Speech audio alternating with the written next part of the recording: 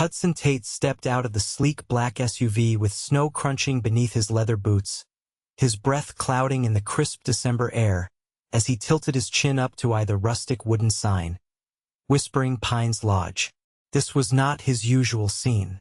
No valet, no concierge in a tux, just quiet woods, a frozen lake in the distance, and a two-story lodge that looked like it belonged in a Christmas postcard. The plan was simple: lay low for the holidays.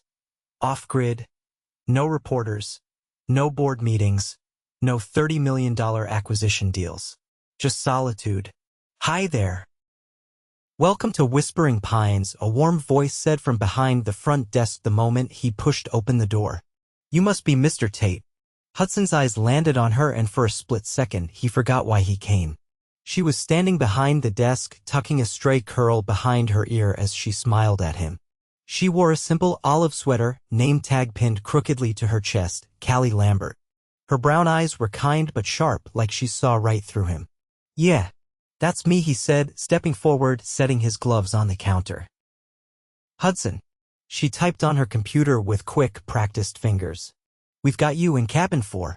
Fireplace, lake view, no neighbors. Perfect, he replied. She handed him the key, not a card, but an actual key on a carved wooden chain, and said, You'll find everything stocked. If you need anything, I'm here until 9. He didn't mean to linger, but something about her made him pause. There was no recognition in her eyes. No mention of Tate Industries or Forbes lists. Just warmth. Do you run this place? He asked. My dad used to, she said. I took over about a year ago. Hudson nodded. It's peaceful. Callie gave a soft laugh. That's the point. He turned to leave but looked back once more. Thanks, Callie. She smiled again. Enjoy your stay.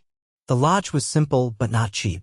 Firewood stacked neatly beside a stone fireplace, soft blankets folded on a leather couch, and a kitchen that smelled faintly of cinnamon. Hudson poured himself a glass of wine and sat by the window looking out at the frozen lake. Peace was the goal. So why couldn't he stop thinking about the front desk girl? By the third day, he'd run out of excuses. Hey, sorry to bother you, Hudson said, walking into the main lodge again. Do you guys have snowshoes? Callie looked up from a clipboard. We do. Want me to grab a pair from the shed? I can come with, he offered, too quickly. She raised an eyebrow but shrugged on a jacket. Sure. The walk to the shed was quiet but not uncomfortable. She moved with ease through the snow like she belonged here. Like she belonged everywhere. You from here? He asked. Born and raised, she replied. Went away for school, came back when my dad got sick. Stayed after he passed. I'm sorry. She gave a small nod. Thanks. At the shed, she handed him a pair of snowshoes. You ever used these before? I've seen people use them, he offered. Callie laughed. That's a no. She knelt to strap them on for him, her fingers brushing his ankles, and he had to focus hard not to notice the way her breath hitched when she looked up at him. All right, city boy, she said, standing. Try not to fall. Not making any promises. They walked the edge of the lake, and he found himself talking more than he had in weeks. About New York, his company, the pressure. And Callie listened without judgment, only nodding occasionally, asking questions that made him look at things differently. You ever think about quitting? She asked as they watched the sun set over the trees. Every day, he admitted. She smiled. Then maybe you're not as trapped as you think. That night, he couldn't sleep. Not with the way her voice echoed in his head. Not with how the lodge felt warmer now. Like it wasn't just a place, it was her. The next day, he found her outside fixing a string of lights on the porch. Need help? He asked. She looked down from the ladder. Only if you're not afraid of heights. I'm afraid of a lot of things, he said, climbing anyway. They worked side by side, fingers brushing occasionally until the lights flickered on. She looked over at him, her cheeks pink from the cold, her lips parted slightly as if she was about to say something. Callie, he said, voice low, can I take you to dinner? She blinked. Here. I'll figure something out. She hesitated, then nodded. Okay. He didn't settle for okay. That evening, she stepped into the lodge's dining room to find it transformed. Candles flickered along the mantel. A linen-covered table sat by the fire, 2 plates of catered steak and winter vegetables already served. Soft jazz played from a speaker on the windowsill.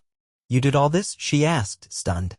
I made a few calls, he said, pulling out her chair. Callie sat slowly. You're full of surprises, Hudson. You have no idea. Over dinner, the conversation turned deeper. She asked about his childhood, his mother who'd passed when he was a teen, the father he barely knew. And he asked about her dreams, the art school she never finished, the lodge she was trying to keep afloat. Why'd you come here? She asked softly. I needed to disappear for a while. Didn't expect to find someone worth staying for. Her fork paused midair. Their eyes met. Don't say things you don't mean, she whispered. I don't do that, Hudson said. Not anymore. She looked down at her plate, a small smile tugging at her lips. He walked her back to her cabin that night. The air was cold, but his chest felt warm. At her door, she turned to face him. This is unexpected, he offered. She nodded. And kind of perfect. Hudson leaned in, brushing a strand of hair behind her ear. You really don't know who I am, do you? I know you're the guy who helped me hang lights and made me laugh when I haven't laughed in weeks. He exhaled. That's enough for now. She hesitated, then stood on her toes and kissed him. It wasn't rushed. It was soft and real and full of promise. When she pulled back, she whispered, Good night, Hudson. And he walked away grinning like a fool, not realizing that somewhere between the snowshoes and the steak, he'd started falling. The next morning, Hudson found himself in front of the lodge kitchen door, hesitating. He wasn't sure why he was there. Maybe it was the way Callie had looked at him last night, like she saw right past the polished image and into something real. Or maybe it was because he hadn't stopped thinking about her since the moment she said yes to dinner. Before he could talk himself out of it, the door opened from the inside. You're up early, Callie said, holding a tray of stacked mugs. Her cheeks were slightly flushed, hair tied back in a messy knot. Coffee's not ready for another 10 minutes. Then I'll wait, Hudson said, stepping inside. She set the tray down and glanced at him. You planning to hang out in the kitchen every morning now? If that's where you are.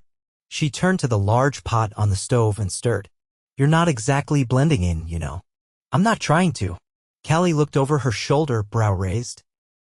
Most people come here to disappear. I came here to remember what it feels like to breathe. That made her pause. She moved toward the counter, grabbed 2 mugs, and poured the coffee in silence. No cream. I guessed, she said, handing him one. You guessed right. They stood there for a moment, drinking in the quiet. The only sound was the faint bubbling of something warm on the stove. Callie broke the silence. You want to help me with something later? Hudson glanced at her, surprised. Depends. Does it involve more ladders? No ladders. Just a charity drive we do every year. Local families, mostly single parents. We collect donations, wrap gifts, deliver them on Christmas Eve. He didn't answer immediately.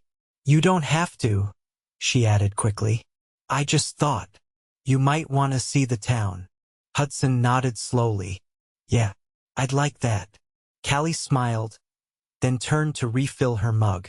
Meet me out front at noon. Dress warm. By midday, Hudson had traded his tailored wool coat for a borrowed parka Callie insisted he wear. They loaded the back of her truck with wrapped packages and grocery bags filled with canned goods, toiletries, and toys.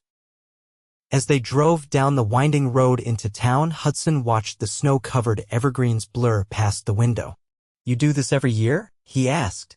Since I was a teenager, Callie said, shifting gears. My dad started it. Said no one should feel forgotten at Christmas. Hudson looked over at her. He sounds like he was a good man. He was, she said softly. He never made much running the lodge, but people showed up at his funeral from all over the county. Said he gave them jobs or a place to stay when they had nowhere else to go. They pulled up in front of a small white house with peeling paint and colorful lights strung unevenly along the roof. A woman opened the door, her eyes wide as she saw Callie. You're early this year. Wanted to beat the snow, Callie said, hopping out of the truck. Hudson followed, carrying 3 bags of groceries. The woman's little boy peeked out from behind her, wide-eyed at the sight of the packages. As they handed everything over, Hudson watched the boy's face light up when Callie handed him a box wrapped in blue paper covered in cartoon reindeer. The woman thanked them through tears. Back in the truck, Hudson stared straight ahead. I wasn't expecting that, he said finally. Callie didn't look at him. It's not about grand gestures. It's about showing up. They visited 5 more homes, and with each stop, Hudson felt something shift. It wasn't just about Callie anymore. It was about what she stood for. The town knew her, trusted her, and she gave without asking anything in return. They returned to the lodge just as the sun dipped behind the hills. Callie parked the truck and sat back in her seat.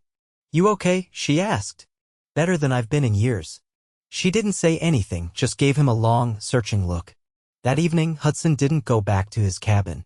Instead, he found himself inside the main lodge again, helping Callie stack the remaining gifts in the storeroom. You ever think about leaving? He asked as he passed her a box. She took it and set it on the shelf. Sometimes. But then I remember why I'm here. Which is? She turned slowly. Because this place still has parts of my dad in it. And because people need it. I can't be the one to let it die. Hudson leaned against the wall. What if you didn't have to do it alone? Callie narrowed her eyes. What do you mean? He opened his mouth, then closed it again. She still didn't know who he was. And for the first time in years, he didn't want his name or bank account to define the moment. I mean, I could help. Not just with deliveries. With the roof, the heating system, advertising, whatever you need. Callie laughed lightly. You offering to be my handyman now? If that's what it takes. She shook her head, amused. You're a strange man, Hudson. Not strange. Just trying something different. She looked at him for a long moment as if weighing something invisible in the air. Then she turned and walked out of the storeroom. But when he followed her into the hallway, she stopped suddenly and faced him. You're not here for the lodge, she said, voice low. No, he admitted. You're here for me. He didn't deny it. She stepped closer, close enough that he could see the gold flecks in her eyes. I don't know what this is, she said. But it's real. And I don't want it to end in goodbye. It doesn't have to, Hudson said. Unless you want it to. She reached up, fingers brushing the edge of his jacket.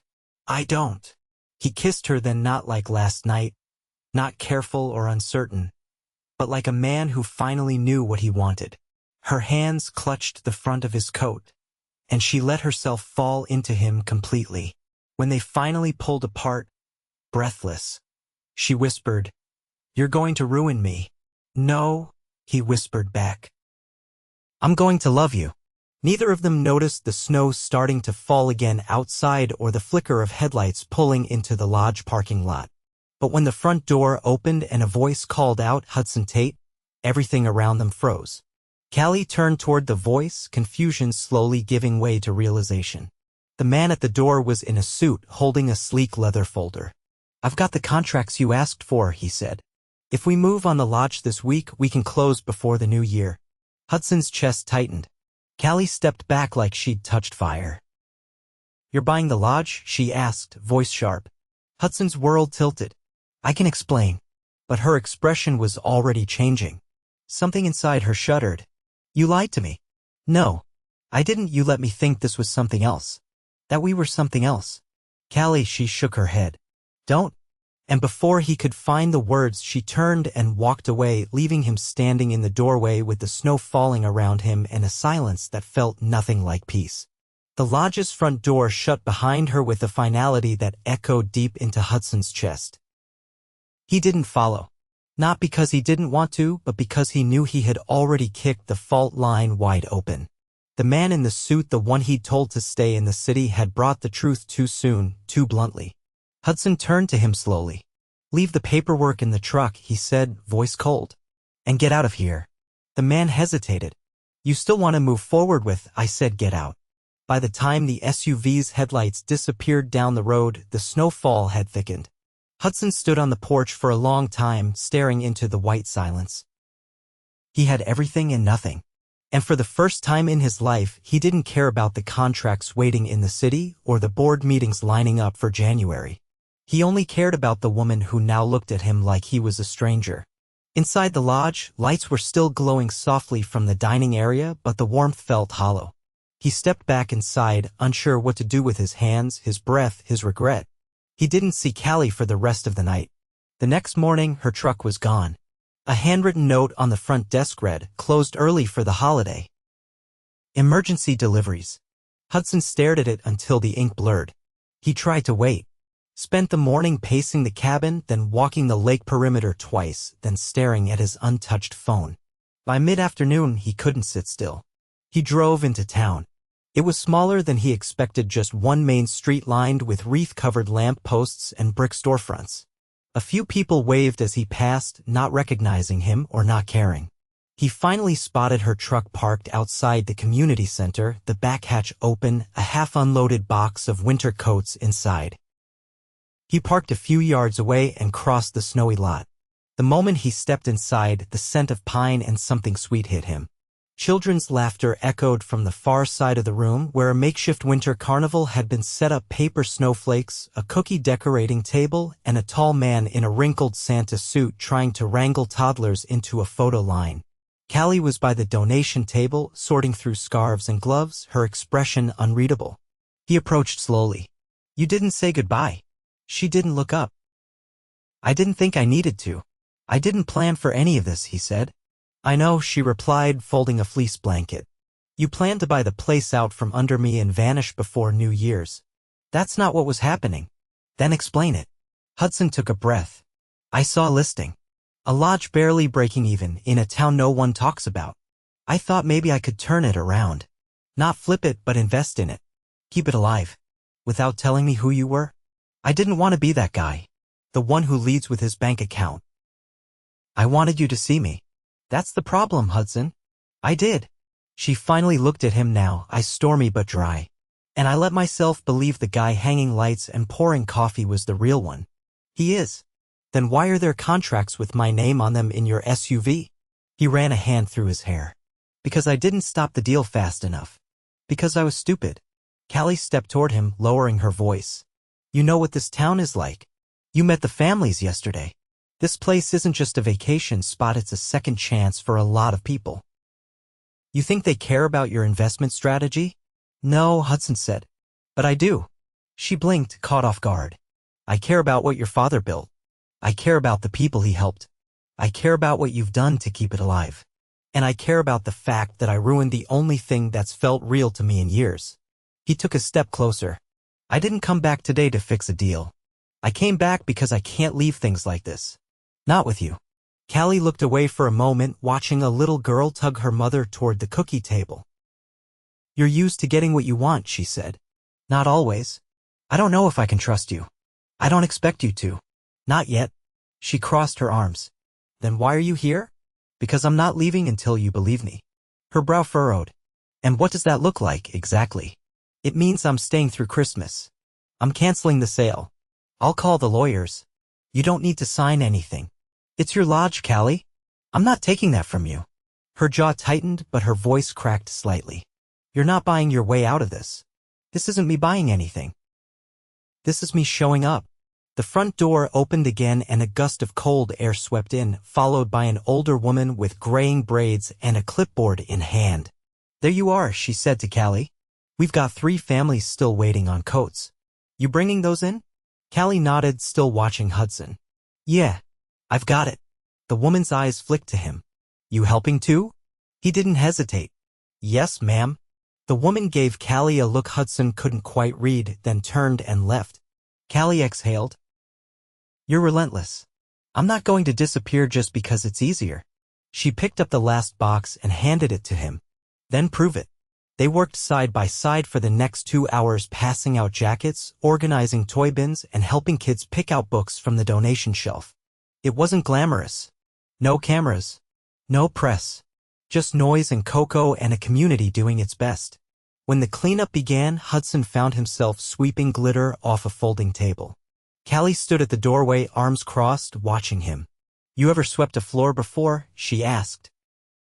"Not willingly." She gestured toward the hallway. "Come with me."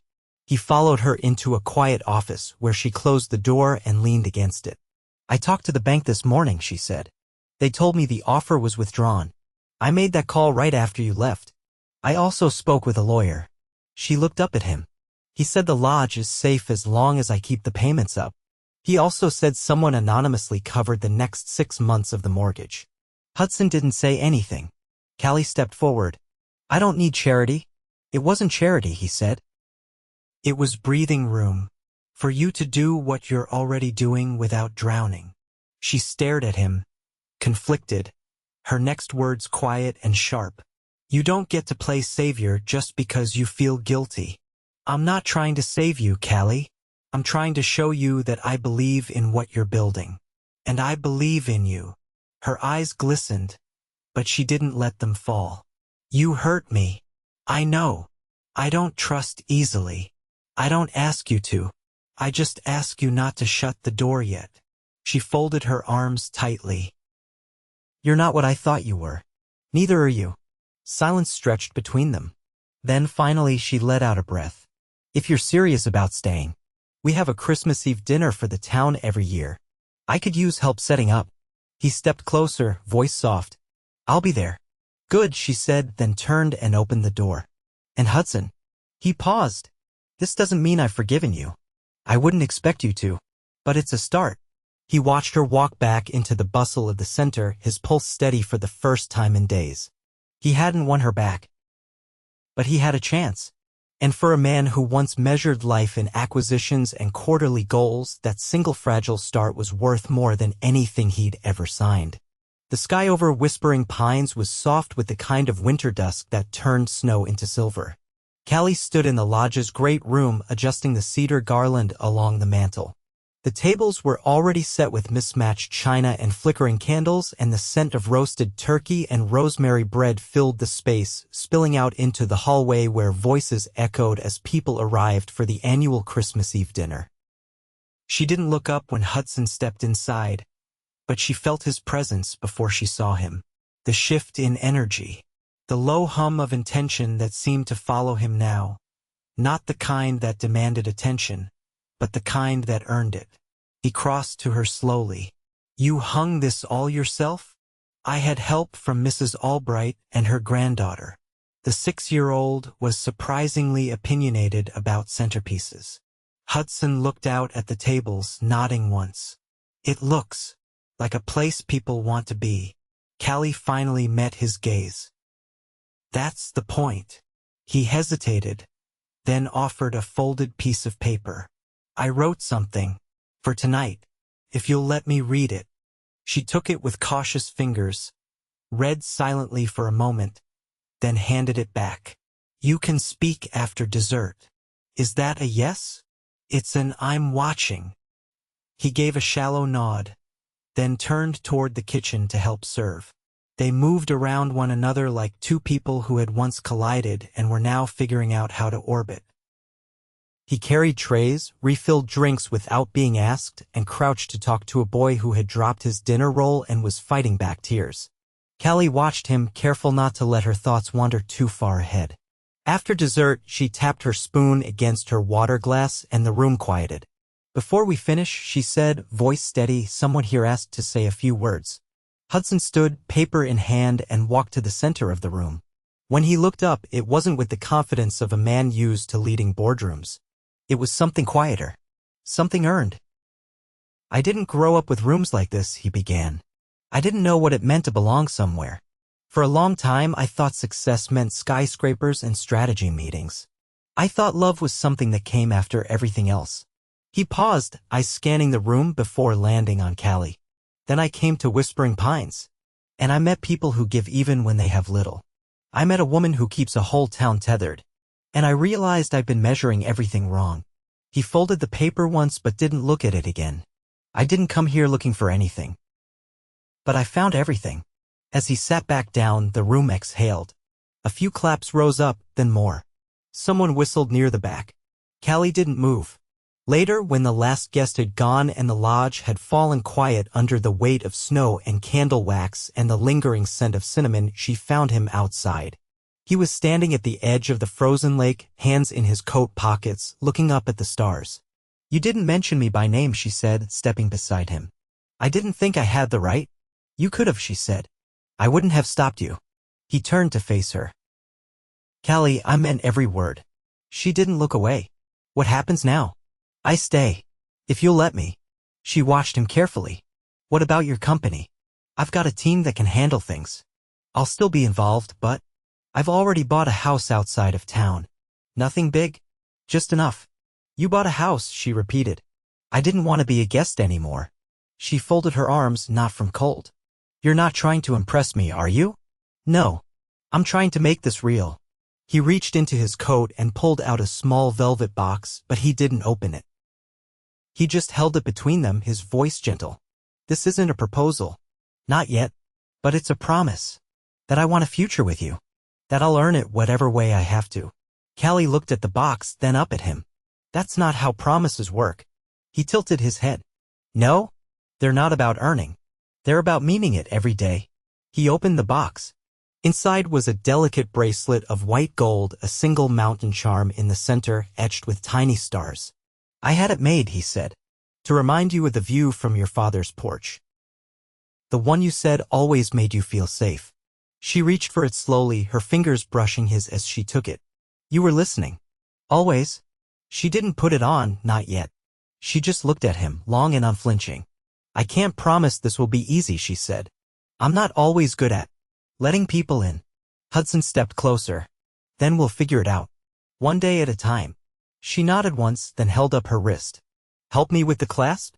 He fastened it gently, then let his fingers linger just a moment longer than necessary.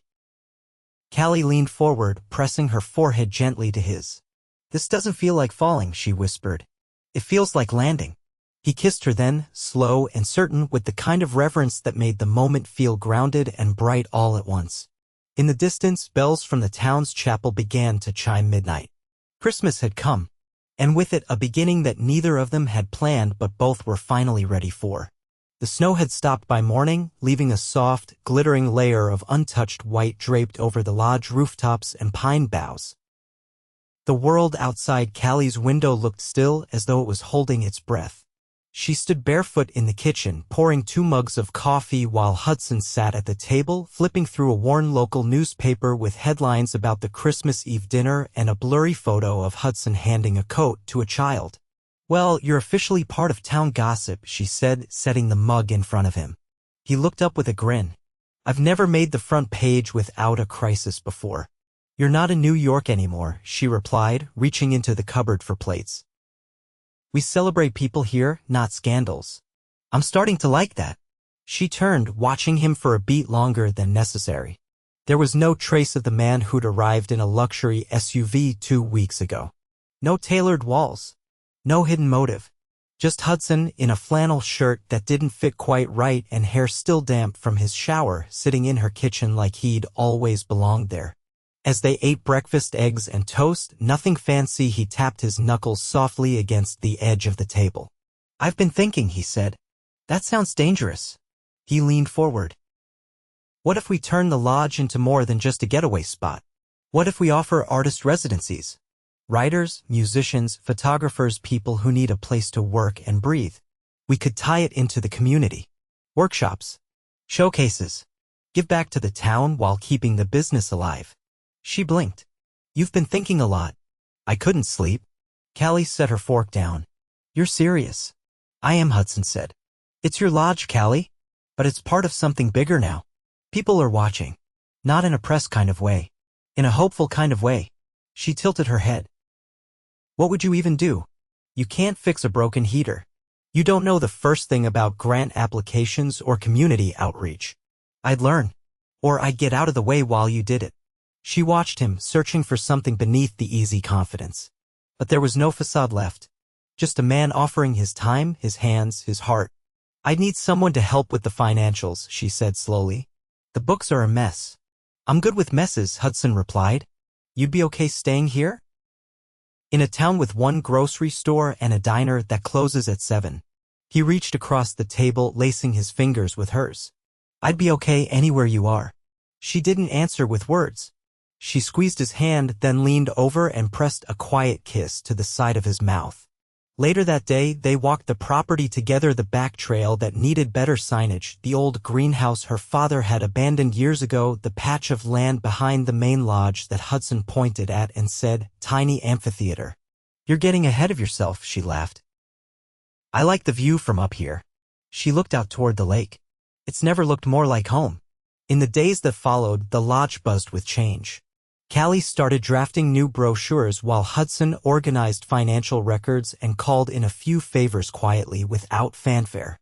He hired a local contractor to inspect the plumbing and negotiated a deal with a regional magazine to feature Whispering Pines in their spring travel edition. And he stayed. Through the thawing snow, the return of the school buses, and the quiet rhythm of January life. By February, the first artist in residence had arrived. A soft-spoken painter from Vermont who spent her days by the lake and her evenings teaching free classes in the lodge's common room. Hudson built her easels himself. That night, as Callie stood in front of the fireplace, watching laughter ripple through a room she'd once feared would go dark forever, she felt Hudson's arms wrap around her waist from behind. "You tired?" he murmured against her temple. "A little. Want to come outside?" She followed him through the kitchen door and onto the porch where a dozen lanterns had been lit and strung between the pine trees. The snow crunched beneath their boots, but the night was clear and brisk, stars spread like frost across the sky. Hudson turned to her, reaching into his coat pocket. "I want to try something again." Her heart thumped once hard. "You said the box wasn't a proposal." "It wasn't," he said. "But this is." He dropped to one knee. Callie covered her mouth with both hands. "It's not just about the lodge or the lake or this town," Hudson said. "It's about waking up beside you. Building something real, not because it's profitable, but because it's ours. I love you, Callie. I've never meant anything more." The ring glinted in the lantern light, simple, elegant, with a small mountain-shaped engraving on the band. She didn't hesitate. "Yes," she whispered, then louder, with all the conviction in her chest. "Yes." He stood, lifting her into his arms, and kissed her as the snow began to fall again, just a whisper this time, soft and fleeting. They married that spring beneath the old pine tree beside the lake, surrounded by the community that had become their family. The painter designed the invitations. The mayor officiated. The little boy who dropped his dinner roll in December served as ring bearer and dropped the pillow to no one's surprise. Their vows were handwritten. Hudson promised to always listen even when he didn't understand. Callie promised to trust even when it scared her. They built the amphitheater together that summer, and the greenhouse bloomed by fall. Artists came, and guests returned year after year, not just for the view, but for the feeling they left with. The lodge didn't just survive, it thrived. And every morning, as Callie stood on the porch with her coffee and Hudson wrapped his arms around her waist from behind, they looked out at the lake and remembered that peace wasn't something you found. It was something you chose. Together. Always.